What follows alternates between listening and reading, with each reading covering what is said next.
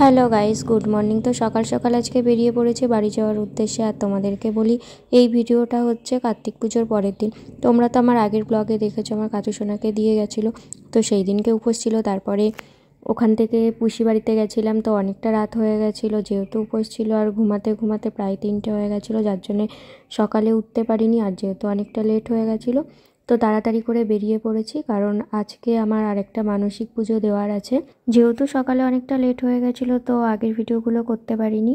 তো হাফ রাস্তা আসার পর যখন কোনো গাড়ি পাচ্ছি না, ভাইকে ফোন করলাম, তো ও নিতে আসতে।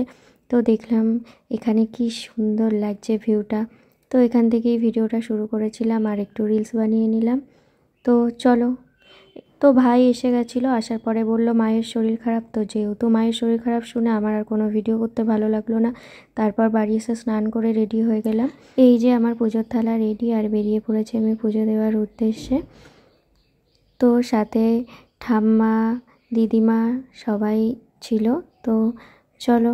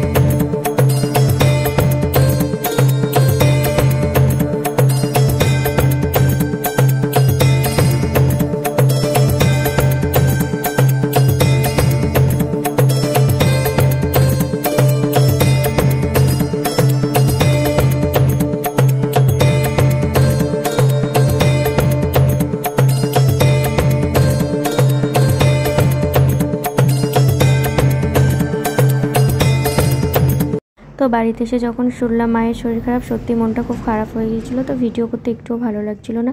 তো যেটুকু পেরেছি তোমাদের সাথে শেয়ার করেছি। কেমন লাগলো অবশ্যই জানিও। তো সবাই ভালো থেকো, সুস্থ থেকো, টাটা।